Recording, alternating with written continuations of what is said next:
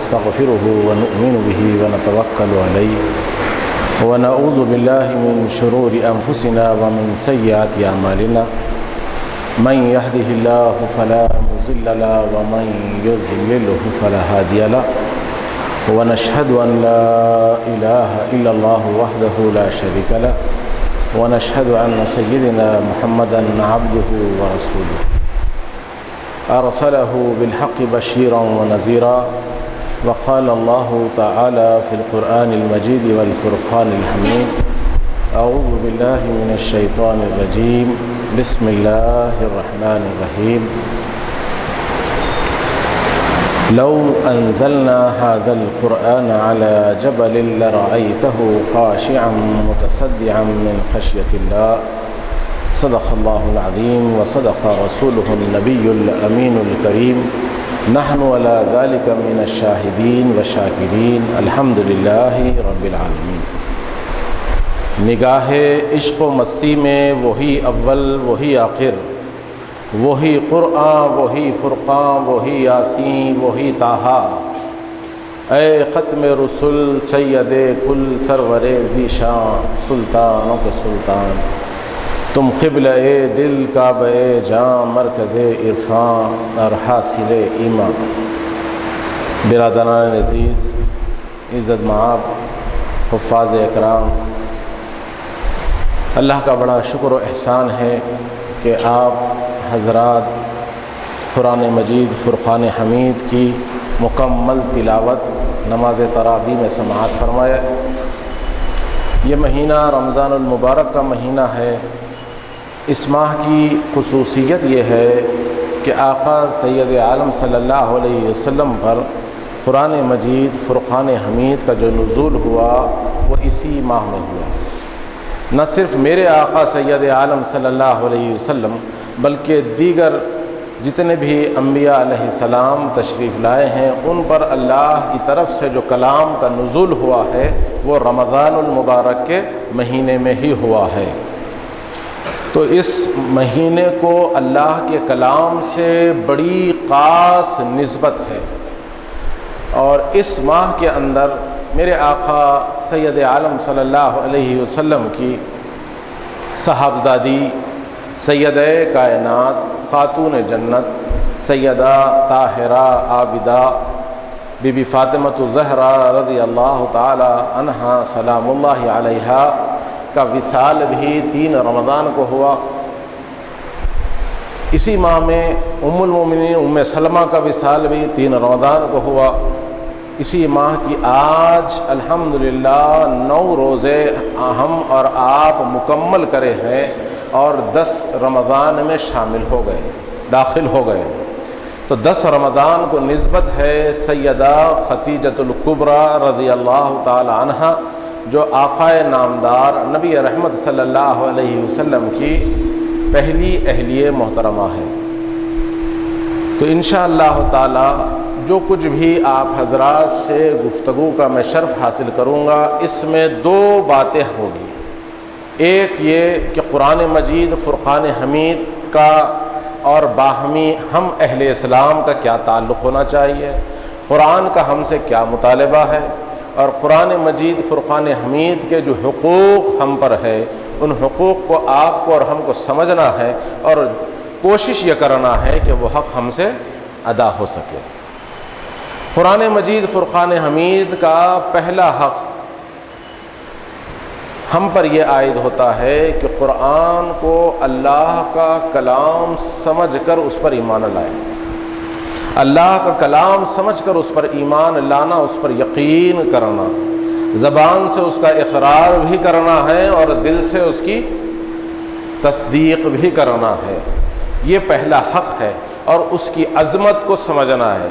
जब आप उस पर इस बात पर यकीन कर लें कि ये अल्लाह का कलाम है तो ख़ुद ब खुद उस अल्लाह के कलाम की अज़मत मोहब्बत आपके दिलों में यकीनी बात है कि घर कर जाएगी।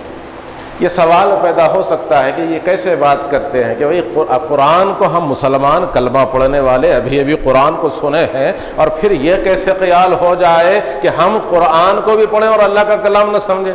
नौजुबिल्ला माज़ल्ला किसी मुसलमान से ये तवक्को भी नहीं रखी जा सकती है, उस वक्त तक वो मुसलमान नहीं हो सकता है जब तक कि अल्लाह के कलाम को, जो कुरान मजीद है, उसको अल्लाह का कलाम समझकर यकीन ना कर ले। लेकिन मामला ये है कि हमारे कौल और फेल को देखना होगा कि हमारा कौल क्या है, फेल क्या है। ज़बान से लाख हमने इसरार किया, इकरार किया कि ये अल्लाह का कलाम है, अल्लाह का कलाम है, अल्लाह का कलाम है। जब अल्लाह का कलाम है तो उस कलाम में कोई शक व शुबा की गुंजाइश नहीं है, तो फिर उस कलाम के एक एक हर्फ पर, एक एक लफ्ज़ पर क्या आपको हमको यकीन भी है? चले कुरान की इस आयत की तरफ तवज्जो दे कि कुरान कहता है कि फ़इज़ा जाअ अजलुहुम ला यस्तअखिरून साअतन वला यस्तक़दिमून। फैसला कुरान का है कि ऐ इंसान, तेरी जिंदगी का हाल यह है कि ना एक सेकंड पहले ना एक सेकंड बाद, एक सांस ज्यादा ना एक ज्यादा सांस कम, वक्त मुकर्ररा, तेरी अजल, तेरी मौत मुकर्रर है कि तुझे जब तेरा वक्त आएगा तुझे जाना है। क्या इस पर यकीन है? सभी ये कहेंगे कि अगर पूछो मतलब कि बतलाएं अपने आप ज़बान से जवाब दे, हाथ से जवाब दे, तो आप कहेंगे कि यकीन है। लेकिन अल्लाह के लिए ज़रा अपने आप को टटोलें, अल्लाह के लिए अपने आप को टटोलें कि वाक़अतन उस मामले में इस आयत पर कितना यकीन है। फिर इसी से हटकर रिज़्क़ का मामला है, सेहत का मामला है, बीमारियों का मामला है, ये सारे कुछ मामलात जो आपकी रोज़मर्रा ज़िंदगी से मुताल्लिक़ है, इन तमाम चीज़ों को अगर आप कुरान की नज़र से देखते हैं तो कुरान के फ़ैसले तो बड़े दो टोक अंदाज में फ़ैसले हो गए हैं कुरान के। लेकिन ये कुरान के फ़ैसले आने के बाद क्या हमारी ज़िंदगी के अंदर किस हद तक हमको उस कलाम पर यकीन है, किस हद तक हमारा उससे रिश्ता जुड़ा हुआ है, इसको गौर करना है। सिर्फ मैं इशारा देते हुए आगे बढ़ रहा हूँ, गौर आपको करना है। दूसरी बात कि इस पर ईमान लाकर, इसकी ताज़ीम कर कर, इस पर यकीन कर कर, पहला आप पे एक हक़ बनता है कुरान का कि उसकी तिलावत सीख लें। कुरान आपसे मुतालबा कर रहा है कि लोगों, मैं तुम्हारी हिदायत के लिए आया हूँ। हुदल्लिन नास कह रहा है, बार बार कहता है कि हुदल्लिन नास, अरे मैं इंसानों तुम्हारी हिदायत के लिए आया हूँ, तुम्हारी हिदायत के लिए आया हूँ। लेकिन इस कुरान मजीद फ़ुरक़ान हमीद को हम तिलावत करना ज़रूर व ज़रूर सीख लें। अल्हम्दुलिल्लाह हाफ़िज़ साहब यहाँ कुरान सुनाए हैं, आप हज़रात सुने होंगे, खूब महसूस हुए होंगे, खूब अनवार व तजल्लियात का मुसलसल उस नूर की बारिश हुई होगी। मेरा हुस्न ज़न है, मुझे यकीन है, जहाँ अल्लाह का कलाम पढ़ा जाता है वहाँ पर अल्लाह की रहमत का नुज़ूल होता है। मेरे आका सैयद आलम सल्लल्लाहु अलैहि वसल्लम फरमाते हैं, लोगों रोज़े रखते हो, ये रोज़ा तुम्हारे लिए शाफी बनकर खड़ा हो जाएगा। तुम कुरान की तिलावत करते हो, क़ारी कुरान बनते हो, यही कुरान बरोज़ महशर तुम्हारी शफ़ाअत के लिए अल्लाह के हुज़ूर खड़ा हो जाएगा। तो ये कुरान की तिलावत करना, आज अल्लाह के लिए बतलाओ मुसलमानों के हम में कितने ऐसे हैं कि जो कुरान को उसके हक़ के साथ अदा तिलावत नहीं कर सकते। यानी तजवीद के साथ कुरान पढ़ना, सेहत के साथ कुरान पढ़ना, ये किस हद तक हमारा ताल्लुक़ कुरान से है। हमारी ज़िंदगियाँ गुजर गई, हम बूढ़े हो गए, हमारे पैर कब्र में लटक गए, लेकिन हमने कुरान की तिलावत सही अंदाज में नहीं सीखी। ये बहुत बड़ी अफसोस की बात है। तो हमारे लिए ज़रूरी है कि हम कुरान की तिलावत सीख लें, कुरान की तिलावत सीख लें सही अंदाज में, जैसे हमें पढ़ने का हक़ है। कुरान हमसे मुतालबा करता है कि मुझे पढ़ना सीखो, मुझे पढ़ना सीखो, मेरी तिलावत सीखो। ये सीखना ज़रूरी था, लेकिन हमने इसके ऊपर तवज्जो ना दी। जैसे कुछ पढ़ लिया, मजहूल अंदाज में पढ़ लिया, किसी हर्फ का मखरज निकला या ना निकला उसकी परवाह नहीं की। कुरान के क़वायद से वाक़िफ़ियत ही हासिल करने की हम ज़हमत नहीं उठाए। जब आप तिलावत सीख ले तो कुरान एक और मुतालबा आपसे करता है कि मुझे समझ भी लो। जब तू मेरा कारी बन ही गया है तो तू मुझे समझ भी ले, ताकि तू अगर मुझे समझेगा तो फिर मेरा जो मुतालबात है, मैं जो रहनुमाई कर रहा हूँ, तुझे जो हिदायतें दे रहा हूँ, उस पर अमल भी करेगा। तो कुरान को समझने के लिए कम अज़ कम जो हज़रात उलमाए किराम यहाँ माशाल्लाह अज़ीज़ खान साहब बैठे हैं, तशरीफ़ फरमाएँ, हाफ़िज़ साहब यहाँ तशरीफ़ फरमाएँ, दीगर उलमाए किराम यहाँ तशरीफ़ फरमा है। तो ये इब्तदाई दौर में जो बच्चे शुद्ध बुद्ध भी ताल्लुक़ रखते हैं, इन उलमा से रुजू हैं, तो सर्फ़ नहू ज़बानदानी सीखने के लिए इब्तदाई तौर पर आदमी को सर्फ़ नहू सिखाया जाता है, अदब सिखाया जाता है। तो इन चीज़ों से आदमी किसी भी ज़बान को सीखने के लिए ये ज़रूरी होता है। तो ये चीज़ें सीख के आप कुरान अरबी ज़बानदानी हासिल कर लें, ज़बान सीख लें, तो फिर आपको कुरान पढ़ने के बाद वो लज्जत, वो चाशनी कुछ और ही होगी। अगर उतना न कर सकते हैं तो कम से कम ये कुरान, देखिए मुझे वो बात याद आ रही है, एक साहब को PhD की डिग्री मिल रही थी। डिग्री देते वक्त वहाँ पर किसी शायर का जिक्र किया गया कि बोले उस शायर का, बोले उस शायर का, वो तो शायर उर्दू थे, उनका अरबी से क्या ताल्लुक़। तो इस पर एक प्रोफेसर साहब खड़े होकर कहने लगे कि अरबी बाप है, फ़ारसी माँ है, उर्दू उसकी औलाद है। तो हम अहले उर्दू है, लश्करी ज़बान बोलते हैं, ये उर्दू को लश्करी ज़बान कहा जाता। तो उर्दू, दरअसल उर्दू के अंदर कई ऐसे अल्फाज जो अरबी के हैं, जो फ़ारसी के हैं, हमारी ज़बान में इस्तेमाल होते हैं। तो अगर आप कुरान की तिलावत एक आयत पढ़ें और फिर उसका तर्जुमा पढ़ लें, तो दोबारा जब आप आयत पढ़ेंगे तो आप समझने लगेंगे अल्लाह क्या फरमा रहे हैं। बड़ी आसान बात है। वलक़द यस्सरनल कुरान, कुरान के जिक्र को तुम्हारे लिए बड़ा आसान कर दिया। ये कुरान का मौजिज़ा है, ये अल्लाह का करम है कि कुरान को आपके लिए इतना आसान कर दिया गया। आप देखते हैं कि ज़ईफ़ से ज़ईफ़ खातून जो देहातों में रहने वाली है, लेकिन वहाँ पर भी अगर आप जाएँ तो वो बेचारी ना गाँव की ज़बान जानती है, इलाक़ाई ज़बान से वाक़िफ़ियत नहीं है, वो अपनी मादरी ज़बान उर्दू जो ज़बान है उससे वाक़िफ़ियत नहीं होती है, लेकिन कुरान ज़रूर पढ़ लेती है। उसका लबो लहजा कैसा ही हो, लेकिन कुरान की तिलावत करना चाहिए। कुरान का मौजिज़ा है, लेकिन इस पर मेहनत होनी है कि कुरान को आप समझेंगे तो उस पर अमल करेंगे। अल्हम्दुलिल्लाह जो उलमाए कराम कुरान को पढ़ते हैं, समझते हैं और उसके ऊपर अमल करने लगते हैं, तो फिर बेहतरीन तरीक़ा ये होता है कि आप लोगों को भी दावत दें, इफ़हाम तफ़हीम करें, अल्लाह का कलाम का मंशा व मकसद क्या है इसको आप पहुँचाते रहें। आवाज़ कम करिए, इसका मकसद क्या है इसको आप पहुँचाते जाएं। तो मैं समझता हूँ कि बड़ी हद तक आप इन चीज़ों के लिए कुरान का एक हक़ अदा कर सकेंगे। कुरान को पढ़ेंगे, उसकी तिलावत सीखेंगे, उसके माना व मतलब समझेंगे, फिर उसके बाद उस पर अमल करेंगे, फिर अपने दूसरे भाइयों को भी दावत देंगे। ये उम्मत दावत को भी दावत देंगे, उम्मत इजाबत को भी दावत देंगे। इन चीज़ों के लिए ये ज़रूरी है कि आप और हम कुरान मजीद फ़ुरक़ान हमीद के साथ अपना ताल्लुक़ बनाए रखें, क्योंकि जो कुरान का मामला होता है कि कुरान के पढ़ने से अल्लाह की तरफ से नूर का नुज़ूल होता है, कुरान से तज़किए क़ल्ब होता है, तज़किए नफ्स होता है। आदमी का दिल जो बिल्कुल सियाह पड़ गया है उसका मुज़क्का व मुसफ़्फ़ा होने के लिए कुरान बहुत बेहतरीन रास्ता है, आलाए कार है कि कुरान को हम पढ़ लें। और अल्हम्दुलिल्लाह जितना आप कुरान की तिलावत करते जाएंगे आपका दिल का जंग धुलता चला जाएगा। और सबसे बड़ी चीज़, कुरान इसलिए नाजिल हुआ है कि आपकी हिदायत के लिए नाजिल हुआ है। कुरान आपकी हिदायत के लिए आया है और हम उसकी तिलावत करते हैं, चूमते हैं, रख देते हैं। उससे क्या हासिल होगा? जिस दिन आप कुरान से अपना रिश्ता जोड़ लेंगे, अल्हम्दुलिल्लाह आपको इतना इत्मीनान होगा कि आदमी इधर को उधर को जो मामलात है, टेढ़ा मेढ़े जो रास्ते बताए जाते हैं, आदमियों का इधर को जाना है, आज हर जमात, हर कौम, हर गुरोह इस बात का दावा कर रहा है कि तलाश हक़ लोग कर रहे हैं, और ये उनका दावा ये है कि हक़ हमारे पास है, आ जाओ हक़ हमारे पास है। हर जमात का ये दावा है कि हक़ हमारे पास है। और आज का नौजवान बहुत कन्फ्यूज़ है, जहन मुंतशिर हो रहा है कि भाई मामला क्या है, जाएं तो किधर जाएं। हर तरफ से दावा यही है कि हक़ हमारे पास है। इसके लिए आप कुरान की तिलावत कर लें। और मैं अपने नौजवान भाइयों से एक मारूज़ा ज़रूर करना चाहूँगा कि आप लोग ये जो मामलात है, उलमाए कराम बतलाते हैं सिरात मुस्तकीम क्या है, कौन सा रास्ता सही है, कौन सा मसलक सही है, मशरब सही है, कौन सा गुरोह, कौन सी जमात दुरुस्त है, तो वो बात दुरुस्त है अपनी जगह, मैं उसके ऊपर कलाम करने की जुर्रत नहीं करता।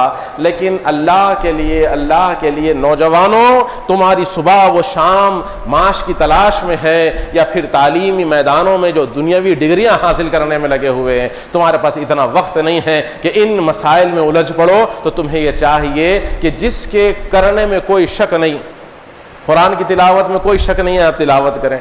नमाज के पढ़ने में कोई शक नहीं है, आप नमाज पढ़ें। जो फ़राइज़ के अहकाम है वो कर लें। उसके साथ साथ ये अमल भी आपको करना है कि जो अमल के अंदर शक व शुबा की गुंजाइश नहीं है, मेरे आका नबी रहमत सल्लल्लाहु अलैहि वसल्लम की जो सुन्नतें हैं, उन सुन्नतों पर अगर आप अमल पैरा हो जाएं, काम करते जाएं, तो आका सैयद आलम सल्लल्लाहु अलैहि वसल्लम की सुन्नत से भला कौन किसको रोकता है, कौन किसको मना करता है। हुजूर की सुन्नतों को जिंदा कर लो, हुजूर की सुन्नतों से अपना अटूट रिश्ता बना लो। हम कामयाब व कामरान है। जिसके करने में शक की शुबा पैदा हो जाए कि भाई ये अमल कहां तक है, कहां दुरुस्त है, साबित है या नहीं है, कहां से इसका इस्तेदलाल किया जा रहा है, ये सारी बातें अगर है तो एहतियात का तकाजा ये है कि पहले फराइज और सुन्नतों को तो मुकम्मल कर ले, फिर उसके बाद दीगर मामलात हैं और किसी न किसी आलिम से वाबस्ता हो जाए। उन उलमा से वाबस्तगी की वजह ये होती है कि आदमी को कहीं ना कहीं हर मरहले पर रहनुमाई की ज़रूरत होती है। कोई ना कोई आदमी को उससे मशवरा तलब करना पड़ता है कि भाई ये अमल कैसे करूं। मेरे हर इंसान का जिंदगी का मकसद ये है कि दीन खालिस जो मेरे आका सैयद आलम सल्लल्लाहु अलैहि वसल्लम जो दीन लाए थे, उस दीन पर मैं अमल पैरा हो जाऊं, ताकि मुझसे मेरा अल्लाह मुझसे राजी हो जाए, मेरे आका नबी रहमत सल्लल्लाहु अलैहि वसल्लम मुझसे राजी हो जाए। हुजूर सैयद आलम सल्लल्लाहु अलैहि वसल्लम की सुन्नतों पर अमल करने वाला मैं बन जाऊं, ताकि अल्लाह उसके रसूल की रजा हासिल कर लूं। भला बताइए कि कौन सा ऐसा कलमा गो होगा जो ये मकसद न रखता होगा। हर इंसान का मंशा यही है, मकसद यही है। तो फिर क्या बात है कि आदमी तलाश हक में आदमी रास्ते तलाश कर रहा है कि शायद यहां हक होगा, शायद यहां हक मिल जाएगा। अरे ये हक है या नहीं है, ये रास्ता कहीं मुझे दोज़ख की राह तो ले जाने वाला नहीं है। इसलिए वो लोग नौजवान इधर से उधर, उधर से इधर जाते हैं। उनको बुरा ना समझे, उनको गाली ना बकें, बल्कि उनके जज्बे की कदर करें और उनको अहसन तरीके से उनको बुलाएं, उनको बिठाएं, उनसे बात करें और उनको दावत हक दें। बोले कि भाई आपको शक शुबा क्या पैदा हो गया, बोले इस अमल में शक हो गया, इस अमल में शक है, तो उस अमल को वजाहत करते हुए मेरे आका देखिए तमाम अहले इस्लाम के लिए हर्फ आखिर अगर कोई चीज है तो वो है कुरान। अगर हर्फ आखिर कोई चीज है तो वो मेरे आका सैयद आलम सल्लल्लाहु अलैहि वसल्लम का इरशाद है। इसका इनकार कोई नहीं कर सकता है। इसके लिए आपको कुरान को दलील बनाना है, कुरान को हुज्जत बनाना है, या मेरे आका सैयद आलम सल्लल्लाहु अलैहि वसल्लम की हदीस को हुज्जत बनाते हुए लोगों के सामने हदीस पेश कर देना है। अल्हम्दुलिल्लाह हम कामयाब व कामरान होंगे। हर इंसान इसको कबूल कर लेगा। हाँ, कोई अगर अजली बदबख्त होगा तो आका सैयद आलम सल्लल्लाहु अलैहि वसल्लम की हदीस मुबारका उनके सामने पेश करने के बावजूद भी उनको यह ख्याल होता है कि भाई ये मेरे मकतबे फिक्र के खिलाफ पड़ती है, लिहाजा मैं इस हदीस की जांच करूंगा। जिराह व तादील हुआ करती है। इसके अकाबिर उलमाए इकराम गुजरे हैं जो हमको अहादीस मुबारका मैं अपनी मोटी जबान में अगर आपसे कहूं कि हर दो शख्स समझ लें तो छान छान कर उन लोगों ने हमको अहादीस को निकाल निकाल कर पेश किया है। अब बुखारी शरीफ की सेहत पर भी कलाम करने वाले कलाम कर रहे हैं, मुस्लिम शरीफ पे भी कलाम हो रहा है, लेकिन नहीं अल्बानी ने क्या कहा है कह दो। अगर अल्बानी ने इसकी तस्दीक की है तो मानते हैं, वरना बुखारी की रिवायत भी ना मानते हैं। तो ये आपकी कचफहमी है या कटहुज्जती है या आपकी ये तासुबियत है कि आपने नबी रहमत सल्लल्लाहु अलैहि वसल्लम के तरीके को, उनके दिए हुए रास्ते पर अमल करने के बजाय आप अपने तौर पर जो एक मखसूस मकतब फिक्र बना ली है, अब उस पर अमल करने के लिए आप अहादीस तलाश कर रहे हैं। जो हदीस आपकी मतलब की मिली है उसे कबूल करते हैं, जो ना मिले उसे आप छोड़ रहे हैं। तो ऐसे चंद अफराद हैं, उनसे भी हमें तासुब करने के बजाय उनको भी दावत देना है, उनको भी बुलाना है, गैर मुसलमानों को भी बुलाना है, कलमा पढ़ने वालों को भी बुलाना है, और रूए जमीन पर जितने बसने वाले इंसान हैं इन तमाम को दावत हक देना है, उनके सामने दावत पहुंचानी आपको और हमको है। यह आपकी हमारी जिम्मेदारी है कि आप उन तक दावत पहुंचाएं, उन तक बतलाएं कि कुरान का मुतालिबा तुमसे क्या है, मेरे आका सैयद आलम सल्लल्लाहु अलैहि वसल्लम के अहादीस मुबारका तुमसे क्या कह रहे हैं, मेरे आका की सुन्नतें तुमसे क्या बतला रही है। तो अगर इन चीजों को आप और हम समझ ले तो मैं समझता हूं कि आप और हम कामयाब है, और कोई कामयाब हुए या ना हुए आप अपनी जिंदगियों में जरूर कामयाब रहेंगे। दिल में इखलास होना चाहिए। एक बात और कहूंगा कि दो चीजें ऐसी है जो शैतान में और हम में मुश्तरक पाई जा रही है। शैतान के आलयकार वो शख्स बन जाता है कि दो चीजें हैं शैतान के अंदर जो बिल्कुल खूब नुमाया होकर नजर आती है। एक है तकब्बुर, दूसरा है हसद। एक है तकब्बुर, दूसरा है हसद। क्योंकि उसने हजरत आदम अला नबीना का मामला जब सामने आया तो उसने कहा अरे हम तो आग के बने हैं, लतीफ शय से हम बने और ये कसीफ शय से मट्टी से बना हुआ आदम। तकब्बुर किया उसने, तकब्बुर की वजह से उसने आदम के सामने न झुका। और जब अल्लाह ने हजरत आदम को उन अस्मा का इल्म अता फरमाया तो फिर उसके अंदर एक हसद पैदा हो गया। ये तकब्बुर और हसद की वजह से उसे कहा गया फखरुज इन्नका रजीम, कहकर निकाल दिया गया। आज अगर किसी इंसान में, किसी इंसान का छोड़ें कि हर आदमी अपने आप को टटोले कि अगर अपने जात में कहीं वो चीज नजर आ रही है आपको, कि अगर अपने अंदर ये बात महसूस कर रहे हैं कि मेरे अंदर तकब्बुर आ रहा है, मेरे अंदर हसद आ रहा है, तो उसको फौरी फौरी दूर करने की कोशिश कर ले। आपको खुद अपना तज़किया करना है, आपको कोई दूसरा आने वाला नहीं है जो आपका तज़किया करने के लिए आए। आपको अपने नफ्स से मुसलसल लड़ना पड़ेगा, अपने नफ्स से आपको लड़ना होगा कि आप ये चीज करते रहेंगे। मुझे वो इमाम अहमद इब्न हम्बल रहमतुल्लाह अलैह की वो बात याद आ रही है कि इमाम अहमद इब्न हम्बल रहमतुल्लाह अलैह बीमार हो गए, शदीद बीमार हो गए, और उनके ऊपर आप ये कह सकते हैं कि ऐसी गुनूदगी तारी हो गई है, कोमा जैसी कैफियत पैदा हो गई है। तमाम उनके शागिर्द और उनके अहले खानदान इकट्ठा हो गए, उनको देखने लगे, और यह ख्याल हो रहा था कि शायद इमाम अहमद इब्न हम्बल रहमतुल्लाह अलैह हमसे जुदा हो जाएंगे, ये चंद घड़ियों के मेहमान है। और जब जब वो फिर जरा सा गुनूदगी में उनके इफाका होता, आंख खुलती और आंख खोले तो हाथ से कहते कि अभी नहीं, अभी नहीं। जरा गौर करें इस जुमले को। इमाम अहमद इब्न हम्बल रहमतुल्लाह अलैह कहते हैं कि अभी नहीं, अभी नहीं। ये कहते हुए आंख फिर बंद हो जाती, हाथ गिर जाता, फिर कुछ देर बाद आंख खुलती तो फिर जबान से एक ही जुमला निकलता, अभी नहीं, अभी नहीं। हाथ का इशारा किया और फिर बेहोश की तरफ चले गए, बेहोशी के आलम में चले गए। इस तरीके से ये कैफियत का सिलसिला चलता रहा। लेकिन अल्लाह का करम है, अल्लाह की कुदरत है, जिसे चाहे जिंदगी अता फरमाए, जिसे चाहे वक्त मुकर्ररा पर उठा ले, तो वहां पर फिर अल्लाह ने उनको उस बीमारी के बाद सेहत अता फरमाया। फिर उसके बाद में मुकम्मल सेहतयाब हो गए तो उनके करीबी रफ़क़ा और उनके फर्जंद अकबर उनके करीब बैठे और कहा कि बाबा क्या बात है, बाबा बात क्या थी, कि क्या इजराइल आए थे, क्या इजराइल थे जो आपसे कह रहे थे चलने के लिए और आप कहते कि अभी नहीं है, अभी नहीं। फिर वो मुतालिबा करे चलने के लिए, आपने कहा कि अभी नहीं, अभी नहीं। तो आपने सुनकर कहा कि बेटा ऐसी बात नहीं, इजराइल वाली बात नहीं है, वो तो नबियों की शान है, इजराइल वाली बात नहीं। बोले फिर क्या बात थी? बोले कि जब मेरी तबीयत बहुत बिगड़ गई थी तो मैंने अदुव्वुम मुबीन को अपने सामने पाया, शैतान लाइन को अपने सामने पाया, और वो ये कह रहा था अहमद क्या तू कामयाब हो गया, क्या तू कामयाब हो गया? इस पर आपने कहा कि अभी नहीं, अभी नहीं। फिर उसने सवाल किया क्या तू कामयाब है? मैंने कहा कि अभी नहीं, अभी नहीं।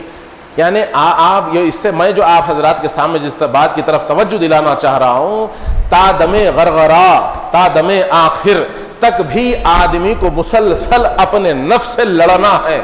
कुरान कहता है वमा उबर्रिउ नफ्सिन इन्नन नफ्स लअम्मारतुम बिस्सू इल्ला मा रहिमा रब्बी, इल्ला मा रहिमा रब्बी। कि अरे हम अपने नफ्स की पाकी बयान ही नहीं करते हैं, नफ्स तो है ही बुराइयों की तरफ उकसाने वाला, सिर्फ उस मेरे रब का करम होना चाहिए, फजल होना चाहिए, रहम होना चाहिए, तभी आदमी बच सकता है, वरना इतना आसान नहीं है कि शैतान के शर से बच जाए।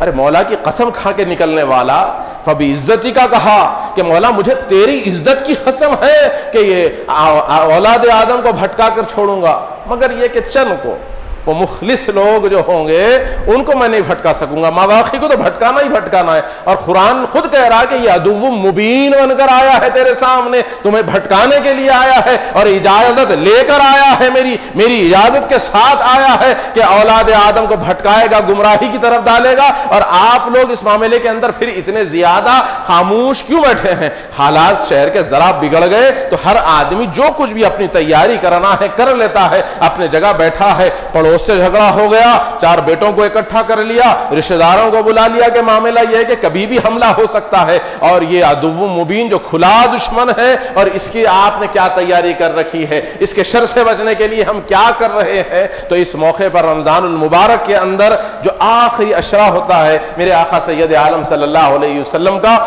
तरीक़ेकार है, मेरे आका की सुन्नत तय्यबा है कि आखिरी अशरे में मसनून एतिकाफ जो 10 दिन का होता है उसमें बैठें और उसके अंदर कुरान की तिलावत सीख ले सही अंदाज से। और जिस अल्हम्दुलिल्लाह जो कुरान के ख़ारी हैं खूब जानते हैं, तो फिर उसके माना मफ़ाहूम के ऊपर भी तवज्जो दें, माने व मतालिब समझने की कोशिश करें, तो इंशाअल्लाह ताला ये बहुत फ़ायदामंद होगा। क्योंकि हमारे लिए अल्लाह ताला ख़ुद मेरे आका सैयद आलम सल्लल्लाहु अलैहि वसल्लम से फरमाता है कि देखो कि तुम्हें क्या करना है कि सबसे कट कर अपने रब का नाम जपना है। ये रमज़ान का महीना तरबियतों वाला महीना है, ईसार सिखाने वाला महीना है, सब्र की तालीम देने वाला महीना है, लोगों के साथ रहमदिली से पेश आने के मामलात हैं जो आम मोमिन में पाए जाते हैं, लेकिन इस महीने में वो सारे कैफियत उभर आते हैं, वो सारे जो हमारे अंदर आदात तय्यबा मौजूद होते हैं उसका एकदम इजहार होता है, उसको सीखना समझना है। और हम किसी के साथ कोई झगड़ा करने के बजाय लोगों के साथ रहमदिली से पेश आए तो इंशाअल्लाह ताला अज़ीज़ुल मुस्तान मैं समझता हूँ कि हम कामयाब व कामरान हैं। सैयदा खतीजतुल कुबरा रज़ी अल्लाह ताला अन्हा जो मेरे आका सैयद आलम सल्लल्लाहु अलैहि वसल्लम की अहलिये मुहतरमा है, उनके बारे में आज उनका विसाल की तारीख है, 10 रमज़ानुल मुबारक आपके विसाल की तारीख है। तो मैं समझता हूँ कि हम उनका क्या हक अदा कर सकते हैं, कम से कम उनका तज़किरा कर लेंगे, उनकी याद कर लेंगे, और उनकी याद से फ़ायदा हमें ही होने वाला है, उनकी ज़िंदगियों से हमें ही रास्ता हिदायत का मिलने वाला है। वो हमारे लिए मशाले राह है, उनकी एक एक बात सुनेंगे इंशाअल्लाह ताला हमारी जिंदगियों में रोशनी पैदा हो जाएगी। हम अपनी बच्चियों को भी सैयदा की सीरत की तालीम दे सकेंगे, अपने अहले खाना को भी समझा सकेंगे, अपने बड़ों को भी बतला सकेंगे। क्यों? आपके जरिए से ये पैगाम उन लोगों तक देना है, क्योंकि आका सैयद आलम सल्लल्लाहु अलैहि वसल्लम की ज़ात मुतहरा हो, या आपके अज़वाज मुतहरात हो, या आपके खानवादे के अफराद हो, या आपके असहाब हो, ये सब हमारे लिए मशाले राह है। इनकी जिंदगियों को पढ़ना, समझना, इनकी सीरत का मुताला करना, इससे हासिल यही होता है कि हम अपनी जिंदगी में कामयाबी कैसे हासिल करेंगे। इनकी सीरत को थाम लेंगे, इनके तरीके को अपना लेंगे तो हम कामयाब व कामरान होंगे। मेरे आका सैयद आलम सल्लल्लाहु अलैहि वसल्लम की सीरत तैयबा में जिंदगी के अंदर सैयदा खतीजतुल कुबरा रज़ी अल्लाह ताला अन्हा सलामुल्लाहि अलैहा का बहुत खास ताल्लुक बना रहा है, खास ताल्लुक बना रहा है। सैयदा खतीजतुल कुबरा रज़ी अल्लाह ताला अन्हा उस जमाने में अरब के उस जमाने में ताहिरा के लक़ब से जानी जाती। अय्याम जाहिलियत के वाक़यात आप लोगों ने सुना होगा, अय्याम जाहिलियत के वाक़यात आप लोगों ने सुना होगा, लेकिन आपने उस जमाने में भी आपको ताहिरा के लक़ब से जाना जाता था, ताहिरा कहकर पुकारा जाता था। दोस्तों, ये कोई आसान बात नहीं है कि अय्याम जाहिलियत जैसे दौर में आपको ताहिरा कहकर पुकारा जाना, उस लक़ब से आपको याद करना।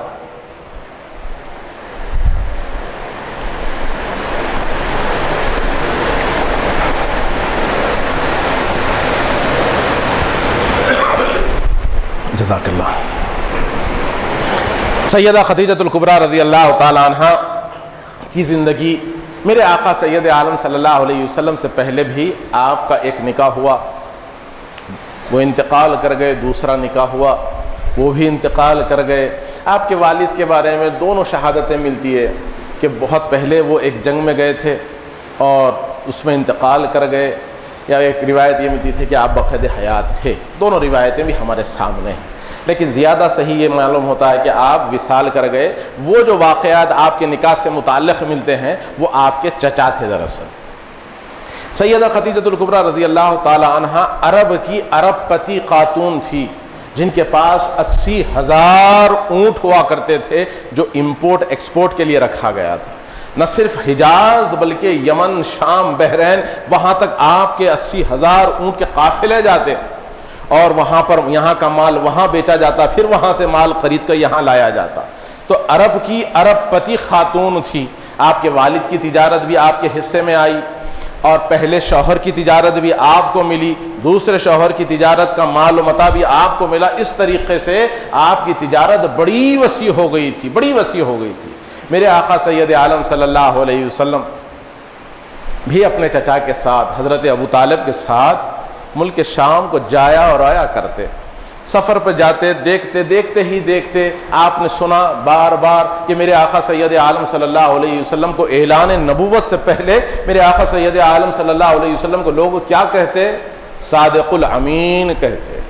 ऐसा सच्चों का सरदार है, अमानतदारों का सरदार है। वो आका सैयद आलम सल्लल्लाहु अलैहि वसल्लम की शोहरत थी, आपकी शान थी, आपकी अजमत थी। आप तिजारत के लिए जाया आया करते। इसी असरा में सैयदा खदीजतुल कुबरा रज़ी अल्लाह ताला अन्हा ने कहा कि काश मोहम्मद फिदा का अबी व उम्मी या रसूल अल्लाह, कि मेरे माल को ले जाएं और दूसरों को मैं जो नफ़ा दे रही हूँ इससे दुगना तो उन्हें दिया करूँगी। बीच में कासिद गया, बात किया, मेरे आका भी तैयार हो गए और माल ले जाते हैं तो साथ में गुलाम को दे दिया सैयदा खतीजा, और वो गुलाम साथ देख रहा है आका सैयद आलम सल्लल्लाहु अलैहि वसल्लम तशरीफ ले जा रहे हैं। आका सैयद आलम मुल्क शाम जाते हैं, वहाँ बैठते। एक झाड़ ऐसा भी था जहाँ पर मेरे आका सैयद आलम सल्लल्लाहु अलैहि वसल्लम जाके बेतकल्लुफ़ी के साथ उस झाड़ के नीचे बैठ जाते हैं।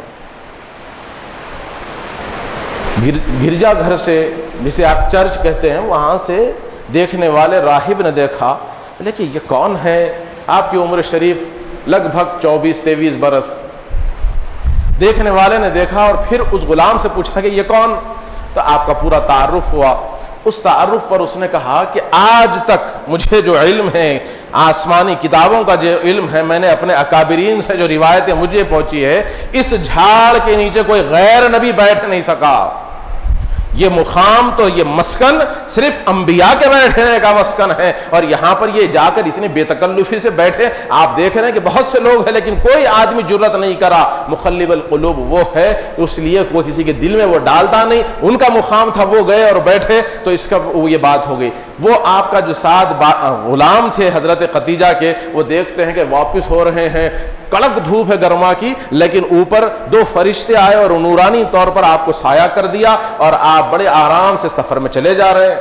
तो ये कुछ बातें थी सैयदा खदीजतुल कुबरा रज़ी अल्लाह ताला अन्हा तक पहुंची, और आप लाकर पूरी दियानतदारी के साथ, इसमें अहम पैगाम आपके हमारे लिए ये है कि मेरे आका किसी का माल ले गए हैं तो पूरी दियानतदारी के साथ लाकर हिसाब भी दे दिया उनको, और जितना नफा दूसरे लाया करते थे उससे दुगना नफा लाया मेरे आका सैयद आलम सल्लल्लाहु अलैहि वसल्लम ने। इससे वो बड़ी मुतासिर हुई और उसके बाद कारोबारी सिलसिला चलता रहा, और गुलाम से ये पूरे हालात सुना, आपकी शाम सहर सुने, आपके आदात व अतवार सुनी, तो बड़ा मुतासिर हो गई, बड़ा मुतासिर हो गई। अब इसके अंदर दीगर रिवायतें मिलती हैं कि आपकी कम उम्र भांजी थी, उसने पैगाम की बात छेड़ दी, या आपकी बहन ने पैगाम की बात छेड़ दी। लेकिन इसके अंदर एक बात ये सही रिवायात से साबित होती है कि सैयदा खदीजतुल कुबरा रज़ी अल्लाह ताला अन्हा ने, एक ज़ईफ़ खातून थी जो मेरे आका सैयद आलम सल्लल्लाहु अलैहि वसल्लम के घर को, यानी अबू तालिब के घर को आया जाया करती थी, उधर भी मिला करती थी। तो वो बड़ी भी जाकर कहते हैं, मेरे आका सैयद आलम से कहते हैं कि मोहम्मद फिदा का अबी व उम्मी या रसूल अल्लाह, कि खदीजा तुमसे निकाह की ख्वाहिशमंद है। इस पर बहुत सी रिवायतें मिलती है, लेकिन ये रिवायत आपके सामने मैं अर्ज़ कर रहा हूँ, जिस रिवायत को मैं ज़्यादा सही समझता हूँ वो रिवायत मैं आपके सामने अर्ज़ कर रहा हूँ। इस पर मेरे आका सैयद आलम सल्लल्लाहु अलैहि वसल्लम खुशी से, मसरत के साथ इजहार करने लगे कि हाँ, क्या मुझ जैसे से, यानी मेरे आका सैयद आलम तो सैयद आलम है, लेकिन सैयद आलम सल्लल्लाहु अलैहि वसल्लम ज़ाहिरी तौर पर जो मालो मता का मामला था, यहाँ पर वो जो सादगी थी मेरे आका के पास, और सैयदा खतीजा का वो अरबपति होना, अरब के सरदारों में, अरब के मलिकाओं में आपका शुमार होता था, इतना अल्लाह ने आपको माल अता फरमाया था, दौलत अता फरमाई थी, वो सैयदा खतीजतुल कुबरा रज़ी अल्लाह तआला अन्हा की बात पर आपने कहा कि मुझ जैसे से निकाह करना चाहती है खतीजा?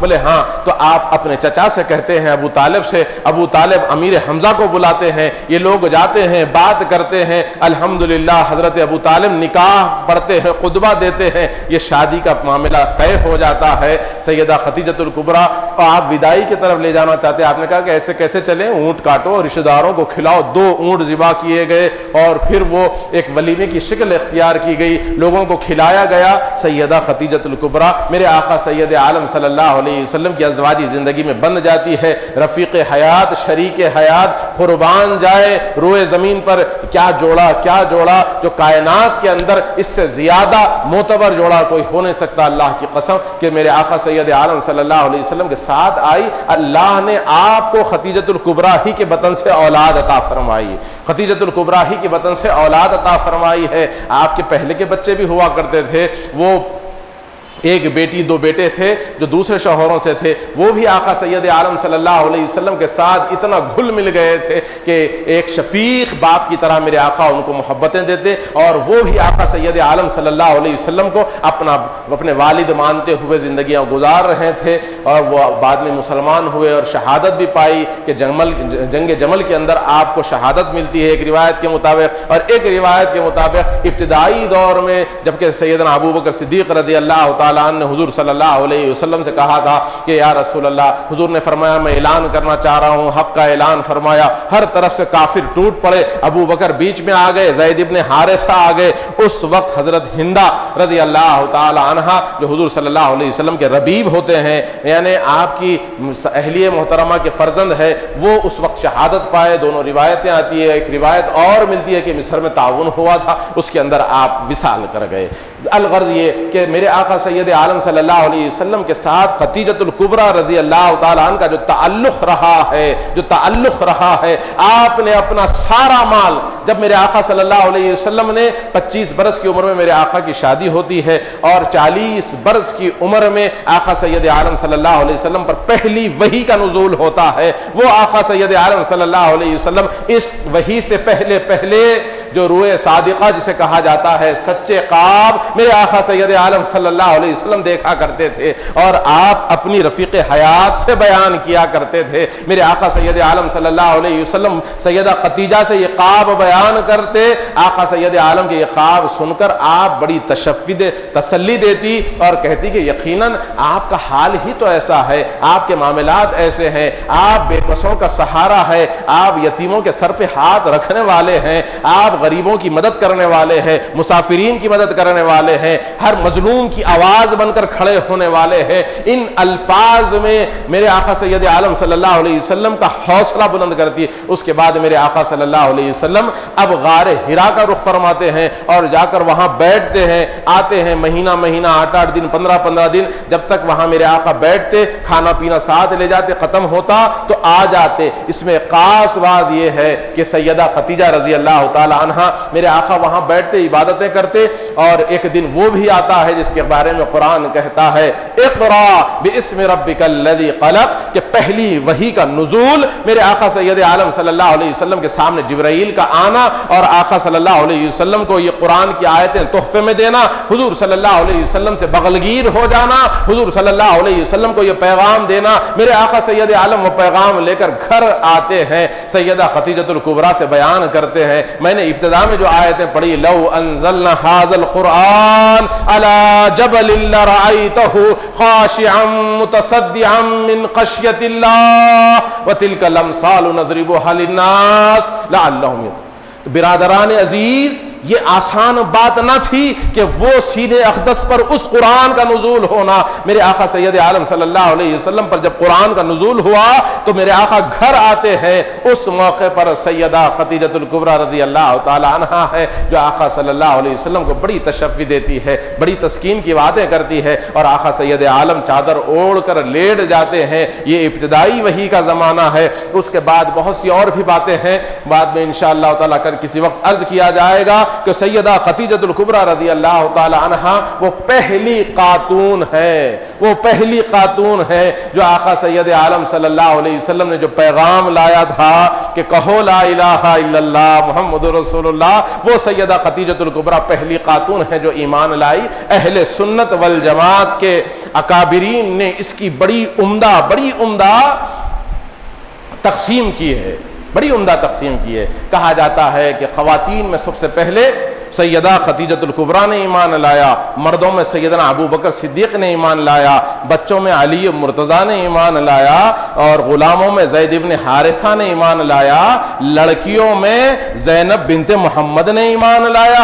अगर इस तरतीब को फिर एक मरतबा देख लिया जाए तो सबसे पहले ईमान लाने वाली सैयदा खतीजतुल कुबरा रज़ी अल्लाह ताला अन्हा है। दूसरे नंबर पर ईमान लाने वाले अली मुर्तज़ा रज़ी अल्लाह ताला अन्हा है। तीसरे पर ईमान लाने वाले ज़ैद इब्न हारिसा है। चौथे पर ईमान लाने वाली फातिमा ज़ैनब बिनते मोहम्मद है। पांचवें पर ईमान लाने वाले सैयदना अबू बकर सिद्दीक़ रज़ी अल्लाह ताला अन्हु है। जिसको जैसे खबर मिलते गई वो ईमान लाते गए, जिसको जैसे इत्तला मिलते गई। पहले आका आए तो सामने खतीजा थी, खतीजा ईमान लाई। अली आए तो अली ने ईमान लाया। ज़ैद इब्न हारिसा जो आका सैयद आलम के घर में पला करते थे वो आए, वो ईमान लाए। शहजादी आइफा ज़ैनब बिनते मोहम्मद वो ईमान लाए। और वहां एक बांदी थी जो हजरत खतीजा के रिश्तों के भाई की बांदी थी, वो जाती है अब और यहाँ ये मामला देखती है, दौड़ते हुए जाकर अपने आका से कहती है कि देखो तुम्हारे रफीक, तुम्हारे दोस्त मोहम्मद के पास अल्लाह का फरिश्ता आया, कहते हैं मूसा के पास जैसा आता था उनके घर में ये बातें चल रही है। लेकिन वो तो अभी सुन ही रहे थे। सैयदना अबू बकर सिद्दीक़ वहां से उठते हैं और सीधे सीधे यहाँ को आते हैं और हुजूर को सलाम करके पहुंचते हैं। कहते हैं या रसूलल्लाह क्या बात है, कहिए मेरे भाई। जब मेरे आका सैयद आलम का नाम लेकर कहा करते थे, हुजूर ने कहा कि तुझे कैसे इल्म? कहने लगे कि वो फुला आई थी, मैंने सुना और वो इशारा पाकर आ गया। और दीगर रिवायात भी बहुत सी मिलती हैं हजरत अबू बकर के ईमान लाने के बारे में, कब लाया, कैसे लाया, किन हालात में लाया, वो सारी रिवायतें हैं। लेकिन यहाँ सैयदा खतीजतुल कुबरा रज़ी अल्लाह ताला अन्हा के पहले ईमान लाने में किसी को इख्तिलाफ नहीं है। रूए जमीन पर सबसे पहला ईमान लाने वाले रसूल पाक सल्लल्लाहु अलैहि वसल्लम पर वो सैयदा खतीजतुल कुबरा रज़ी अल्लाह ताला अन्हा सलामुल्लाहि अलैहा है जो ईमान लाई है मेरे आका सैयद आलम पर। और सबसे पहले मेरे आका की इमामत में नमाज पढ़ने का किसी को शर्फ हासिल हुआ है तो वो अली मुर्तज़ा की जात है जो मेरे आका सैयद आलम के पीछे सबसे पहले आपने नमाज पढ़ा है। ईमान पहले खतीजा ने लाया, नमाज पहले अली ने पढ़ा है। बिरादरान अजीज रज़ी अल्लाह, आप मेरे आका सैयद आलम सल्लल्लाहु अलैहि वसल्लम के इन असहाब की, इन खानवादे की हालात को सुनना समझना है, इस पर अमल करना आपके हमारे लिए मशाले राह है। ये सैयदा खतीजतुल कुबरा रज़ी अल्लाह ताला अन्हा जो लाखों रुपए, मैंने आपसे कहा कि सिर्फ 80,000 ऊंट जिसके इंपोर्ट एक्सपोर्ट में लगे होते हैं उसका क्या हाल होगा, उनका माल का क्या हाल होगा। वो सैयदा खतीजतुल कुबरा रज़ी अल्लाह ताला अन्हा अरब के तमाम लोगों को, अरब के तमाम सरदारों को बुलाती है, बिठाकर अपने सारे माल को रखकर कहती है कि लोगों तुम गवाह रहना कि मैं सारा माल आका सैयद आलम को नजर कर दिया, आका सैयद आलम की नजर कर दिया। मेरे आका सैयद आलम सल्लल्लाहु अलैहि वसल्लम के दीन की जितनी खिदमत सैयदा खतीजा ने की है, अल्लाह अज़्ज़ जल की कसम है किसी और ने नहीं की है, किसी और ने नहीं की है। जितना माल खतीजतुल कुबरा का दीन इस्लाम पर खर्च हुआ है किसी और का माल खर्च नहीं हुआ। तभी तो अनमोल जुमले मेरे आका ने दिए हैं, अनमोल जुमले मेरे आका ने दिए हैं। मेरे आका नबी रहमत फरमाते हैं कि खतीजा मैंने सारों का हक अदा कर दिया लेकिन तेरा हक अदा न कर सका, तेरा हक अदा न कर सका। एक बात यह है कि बस मेरा रब तेरा हक अदा करेगा आखिरत में। और साथ ही साथ इस बात की तरफ भी फरमाते हैं कि जन्नत के अंदर मोहतियों के महल की बशारत जिब्राइल मेरे सामने खड़े हैं और तुझे बशारत दे रहे हैं। अरे कुर्बान जाए खतीजा की किस्मत पर, खतीजा की किस्मत पर कुर्बान जाए कि वो खतीजा कि जब वही का सिलसिला शुरू हो गया है, मेरे आका हिरा में बैठे हुए हैं, उस गार में अल्लाह की इबादत करते बैठे हैं, वहां मेरे आका सैयद आलम के पास सैयदा खतीजतुल कुबरा सलामुल्लाहि अलैहा हाथ में तोशेदान लिए चली आ रही है। जिब्राइल खबर दे रहे हैं। जिब्राइल कहते हैं या रसूल अल्लाह, आपकी अहलिये मोहतरमा आ रही है, अल्लाह उस पर सलाम कह रहा है, अल्लाह उस पर सलाम कह रहा है। जब मेरे आका सैयद आलम की बारगाह में सैयदा खतीजा हाजिर हुई तो मेरे आका ने कहा खतीजा तुम आ गई। फिर मेरे आका ने कहा कि देखो जिब्राइल आए हैं और कह रहे हैं कि मेरा अल्लाह तुमको सलाम कहता है। अब सैयदा खतीजा पर वजदानी कैफियत तारी हो गई। अरे जो कायनात का मालिक है, जिसको राजी करने के लिए इंसान अपनी जिंदगियां लगा रहा है, वो अल्लाह का सलाम आ रहा है। तो मेरे आका सैयद आलम से कहती है मेरे आका क्या मुझ पर मेरा नाम लेकर मेरे रब ने मुझे सलाम कहा है? बोले हाँ, तेरा नाम लेकर तेरे रब ने तुझे सलाम कहा है। जिब्राइल मेरे सामने को खड़े हैं, तुझे सलाम कह रहे हैं। और जिब्राइल ने जब ये सलाम पहुंचा तो कहने लगे मेरे तरफ से भी सलाम कह दें, मेरे तरफ से भी सलाम कर दें। तो मेरे आका कहते हैं जिब्राइल भी तुझे सलाम कहते हैं। आप कहती हैं कि जिब्राइल को वालेकुम सलाम कहो, और सलामती भेजने का हक तो अल्लाह ही को है, वही सलामती अता फरमाता है, वही सलामती अता फरमाता है।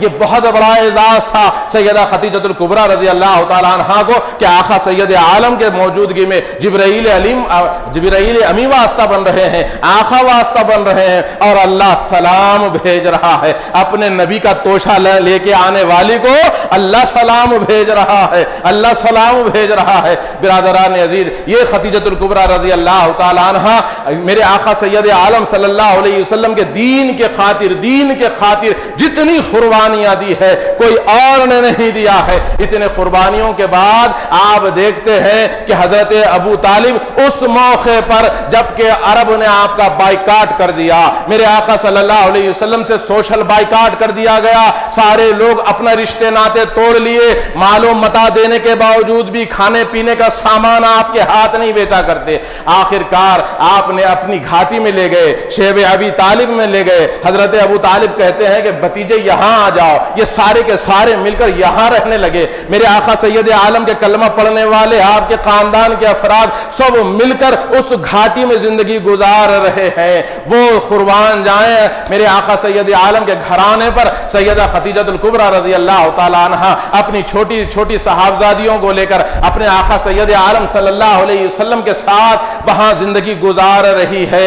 दोस्तों, एक आदमी आंख ही खोला है सादगी में, एक आदमी जिंदगी जब उन्हें बढ़ने लगा तो यूस्टू हो गया, उसके खाना पीना रहन सहन, लेकिन वो अरब की अरबपति खातून जिसके इशारे पर सैकड़ों गुलाम और लौंडिया खड़े होते, वो उनका खाना पीना, उनका लिविंग स्टैंडर्ड और उनका रहन सहन का जो अंदाज था, वो सब कुछ अल्लाह की रजा के लिए मेरे आका सैयद आलम की मोहब्बत में, उनके दीन की मोहब्बत में सब कुछ छोड़ दिया और आकर उस घाटी में रहने लगी और पेवन ज़दा कपड़े पहनने लगे। खाने को कई कई दिन खाना ना होता तो झाड़ की जड़ें होती, उसी को आप साफ करती, पानी में उबालती और उसको कतर कतर कर चूस कर अपना पेट की जो अंदर भूख होती है उसको बुझाती, उसी इंफेक्शन से आपकी शहादत होती है। वो जड़ को जो आप चूसते रहती थी उसी का इंफेक्शन हुआ बताया जाता है तारीख की किताबों में।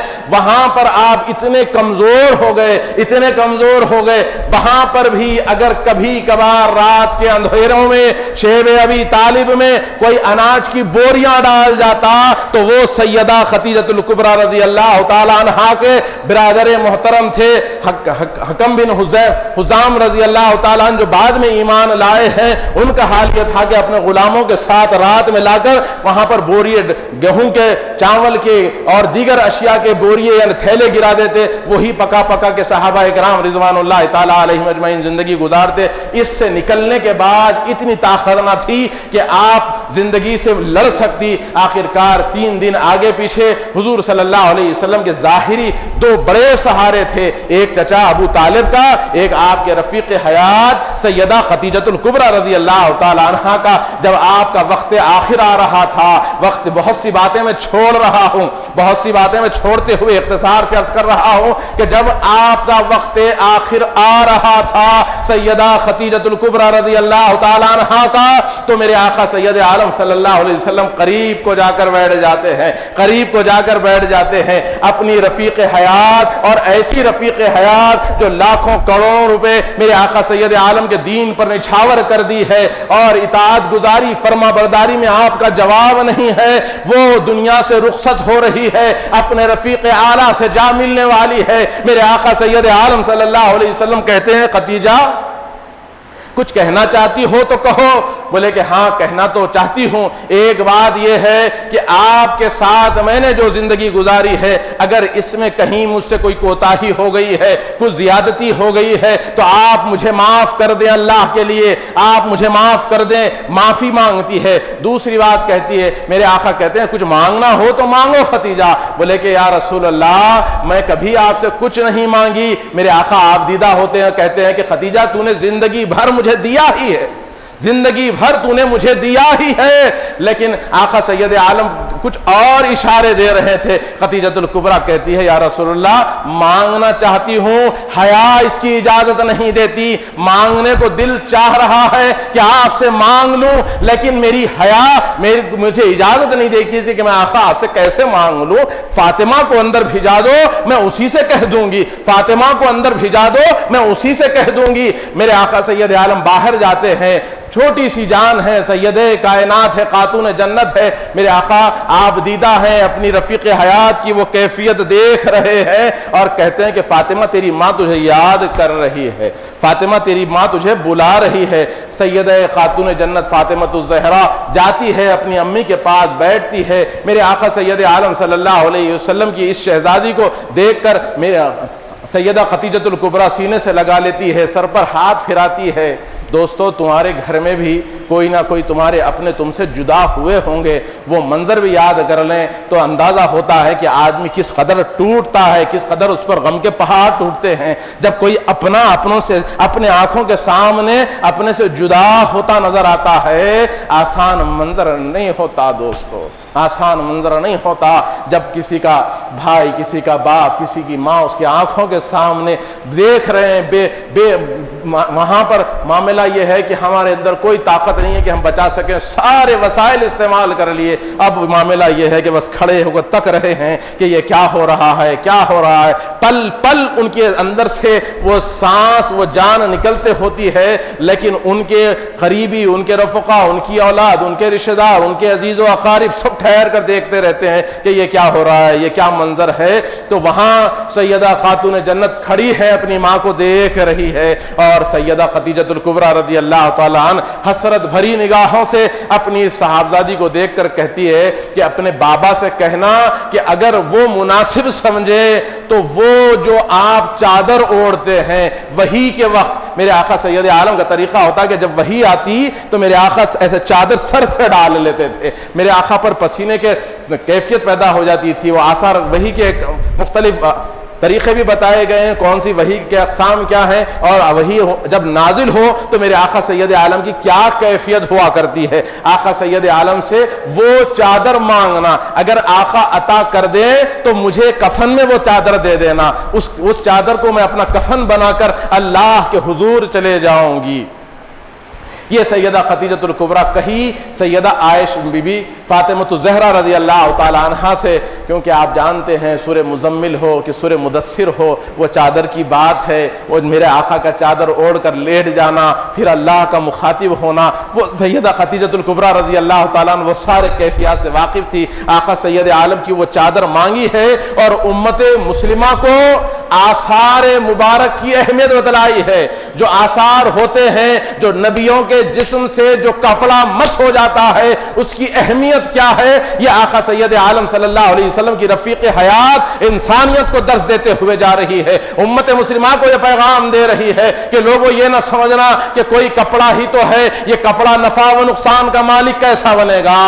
जो आका सैयद आलम की रफीक हयात है, जो आका जिसके बारे में कहते हैं कि मैं सबका हक अदा करा लेकिन सैयदा तेरा हक में अदा न कर सका, वो सैयदा खतीजतुल कुबरा जो ताहिरा के लक़ब से जानी जाती है। जीते जी उनको अल्लाह का सलाम भी आता है, जन्नत में उनके महलात का मुकाम भी बतलाया जाता है। वो सैयदा खतीजतुल कुबरा रज़ी अल्लाह तआला अन्हा यहां से रुखसत हो रही है और आका सैयद आलम सल्लल्लाहु अलैहि वसल्लम हुआ तो मेरे आका पर गम के पहाड़ टूटे हैं। फातिमा घर में मासूम सी जान है। मेरे आका सैयद आलम सल्लल्लाहु अलैहि वसल्लम के कुछ रफ़क़ा, कुछ चाहने वाले कहने लगे, या रसूलल्लाह अब आपको निकाह करना चाहिए इन बच्चों की परवरिश के लिए।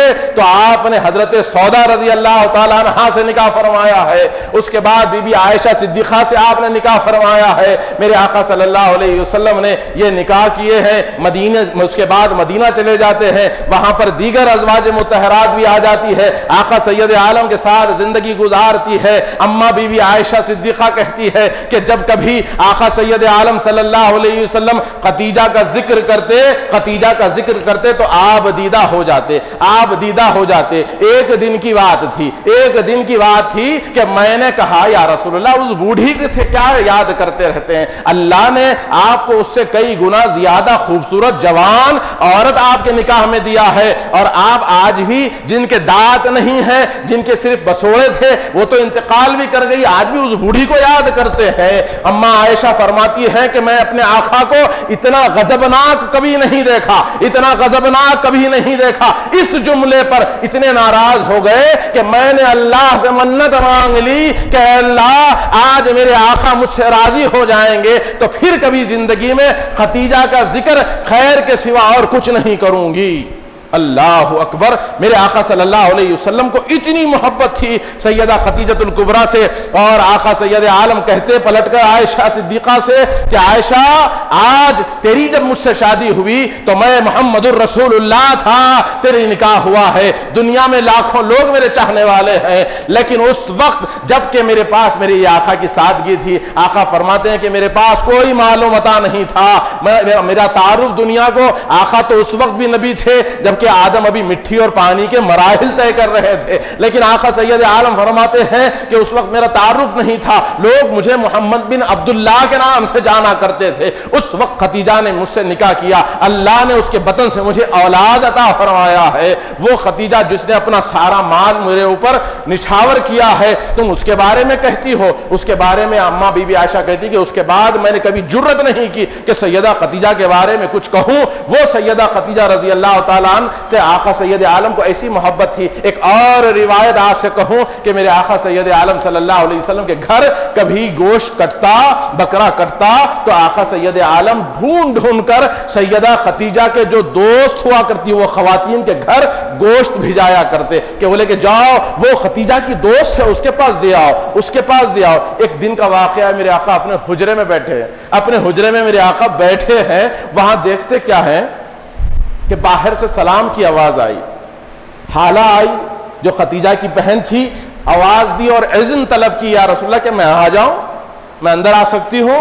इस पर मेरे आका सैयद आलम पर एक खास कैफियत पैदा हो गई और मेरे आका अपनी जगह से खड़े हो गए, उठकर खड़े हो जाते हैं और कहते हैं कि आ जाओ। और उसके बाद कहते हैं, हाला अल्लाह की कसम है तेरा ये इजाजत लेना अपनी बहन से बहुत मुशाबे है, तेरी आवाज अपनी बहन से मुशाबे है, तेरा आना मुझे खतीजा की याद ताजा कर देता है, मैं बेचैन और बेकरार हो जाता हूं। हाला को बुलाया जाता, बिठाया जाता, उनको खिलाया जाता, उनकी तवाज़ु की जाती।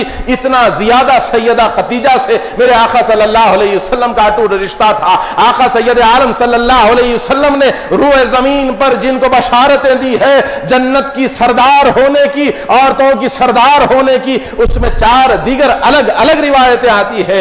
एक रिवायत मैं जो आपसे अर्ज कर रहा हूं, मेरे आका कहते हैं कि तमाम जन्नत की औरतों की सरदार खतीजा है, फातिमा है, मरियम है, आसिया है। यह आका सैयद आलम सल्लल्लाहु अलैहि वसल्लम ने फरमाया। एक रिवायत में सैयदा फातिमा का नाम आता है, एक रिवायत में बीबी मरियम का नाम आता है, दीगर रिवायतें अलग अलग मिलती हैं, लेकिन 4 ऐसी औरतें, मुअज़्ज़ज़ औरतें हैं रुए जमीन पर जो जन्नत की सरदार होंगी। उनका नाम है सैयदा खतीजतुल कुबरा, सैयदा फातिमतुज़ ज़हरा, सैयदा मरियम रज़ी अल्लाह ताला अन्हा सलामुल्लाहि अलैहा, सैयदा आसिया। मरियम कौन? ईसा की माँ। आसिया कौन?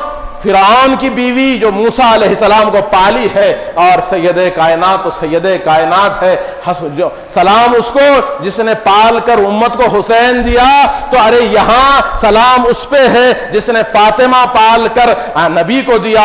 वो फातिमतुज़ ज़हरा रज़ी अल्लाह ताला अन्हा की माँ है, सैयदा खतीजतुल कुबरा रज़ी अल्लाह ताला अन्हा। और आपके इस्लाम पर बड़े एहसानात है दोस्तों, बड़े एहसानात है। इन एहसानात को याद रखो और आका सैयद आलम पर जब सलाम पढ़ते हैं तो आज 10 रमजान आपके विसाल की तारीख है। अपने बच्चों की गुट्टी में ये बात डाल दो, क्योंकि आज नासिबियत सर उठाई हुई है, आज नासिबियत सर उठाई हुई है। आज कई ऐसे नासिबी जो सुन्नी लिबादे ओढ़कर फिरते हैं, जरा तेज सुन्नियत की हवा चली तो पर्दा हटा तो अंदर से नासिबियत झांकती है। आज इस्लाम के नाम पर, कुरान के नाम पर अहले बैत से मुसलमानों को दूर करने की साजिश रची जा रही है। जो अहले बैत का जिक्र करता है उस पे बेजा उसके ऊपर ठप्पे लगाए जाते हैं, ये कहा जाता है, वो कहा जाता है। खुदा के लिए नासिबियत का तारुफ उम्मत मुस्लिमा को होना है, हम अहले सुन्नत वल जमात को होना है कि नासिबी फिरका क्या है, उनका अकीदा क्या है, उनका नजरिया क्या है, उनकी शाम सहर क्या है, उनके मामूलात क्या है, आप वाकिफ होंगे। अल्हम्दुलिल्लाह, ये कामयाबी याद रख लो, हम अहले सुन्नत वल जमात हैं तो कामयाबी इसी में है कि आका नबी रहमत सल्लल्लाहु अलैहि वसल्लम की जात से ऐसी मोहब्बत करें कि अपनी जान से ज्यादा, अपनी माल से ज्यादा, सब कुछ, अपनी आल औलाद से ज्यादा हुजूर से मोहब्बत करना है, हुजूर की आल से मोहब्बत करना है, हुजूर की अज़वाज की से मोहब्बत और ताज़ीम करनी है, हुजूर की अहले बैत से मोहब्बत करनी है,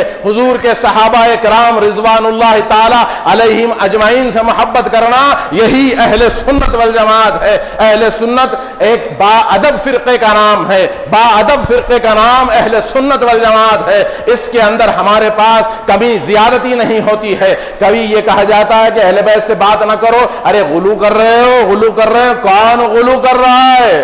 खूब जान लो, खूब जान लो, 20 रमजान शहादत आली है, 17 रमजान शहादत आयशा सिद्दीक़ा रज़ी अल्लाह ताला अन्हा है, और फिर वही 17 रमजान फतेह मक्का की तारीख है। उलमाए इकराम यहाँ तशरीफ फरमा है। इन वाक़यात से उम्मत मुस्लिमा को वाकिफ करवाया जाए, उम्मत मुस्लिमा को बतलाया जाए कि दीन इस्लाम में किसकी क्या खिदमत रही है, किसने क्या किरदार अदा किया है, किसकी क्या खिदमत रही है, फतेह मक्का किस अंदाज से होता है। आप ये पढ़ेंगे, आपका ताल्लुक अपने असलाफ से जुड़ा रहेगा तो आपके ईमान में हरारत रहेगी, आपके ईमान को चढ़ा तो ऐसा बुलंदी मिलेगी, ऐसी बुलंदी मिलेगी। वरना आप देख रहे हैं कि आज रुए जमीन पर एक तरफ तो इर्तिदाद का मसला है तो दूसरी तरफ मुसलमान को मार रहा है। अल्लाह ताला अहले इस्लाम की हिफाजत फरमाए, हमारे जानों की, मालों की इज्जत आबरू की हिफाजत फरमा। सैयदा खतीजतुल कुबरा के सदक़े मौला जब तक हमें जिंदा रख इस्लाम पर, मौत दे ईमान पर, वक्त नज़ा मेरे आका नबी रहमत का दीदार नसीब फरमा। व सल्लल्लाहु तआला अला खैरि खल्क़िही सय्यिदिना मुहम्मदिन व आलिही व अस्हाबिही व अज़वाजिही व ज़ुर्रियातिही व अहले बैतिही सल्लिमन तस्लीमन कसीरा। अल्हम्दुलिल्लाहि रब्बिल आलमीन।